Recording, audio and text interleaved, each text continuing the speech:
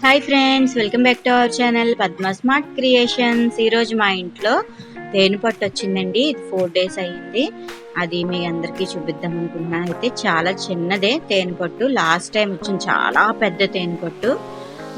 ఈగలు కూడా చాలా పెద్దవి వచ్చాయి. ఇదైతే చాలా చిన్నదన్నమాట. చూడండి.